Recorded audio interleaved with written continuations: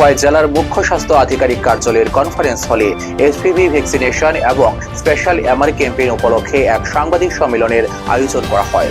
সাংবাদিক সম্মেলনে আগামী দিনে জেলা জুড়ে এই দুইটি গুরুত্বপূর্ণ স্বাস্থ্য কর্মসূচি সফলভাবে বাস্তবায়নের লক্ষ্যে স্বাস্থ্য দপ্তরের প্রস্তুতি, টিকাকরণের গুরুত্ব এবং জনসচেতনতা বৃদ্ধির বিষয়ে বিস্তারিত তুলে ধরা হয়।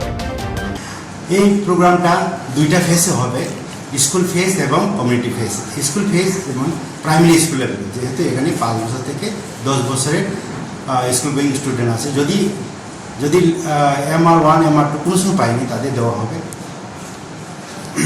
আর কমিউনিটি ফেজ যেটা 18 তারিখ অগাস্ট থেকে 25 তারিখ অগাস্ট অব্দি হবে, যেটা আমাদের অঙ্গনওয়াড়ি সেন্টারে যদি বাচ্চা থাকে দেওয়া হবে, আর আমাদের সাব সেন্টারে বা আয়ুষ্মান আরোগ্য মন্দিরে বা কমিটি বেসে দেওয়া হবে।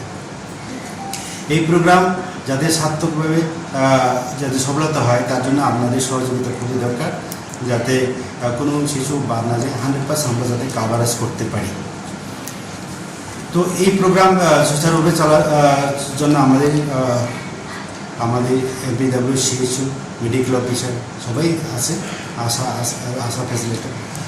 আর একটা প্রোগ্রাম, যেহেতু এই প্রোগ্রামটা অনেক আগে আরম্ভ হয়েছে, আমাদের প্রাইম মিনিস্টার যশস্বী নরেন্দ্র মোদীজি লঞ্চ করেছেন হিউম্যান প্যাপিলোমা ভাইরাস ভ্যাকসিন। 28 তারিখ ফেব্রুয়ারি 2026 হয়েছে। এজ গ্রুপ 14 ইয়ার প্লাস, যারা 14 ইয়ার বার্থডে সেলিব্রেশন করেছে, আর বিলো 15 ইয়ার্স।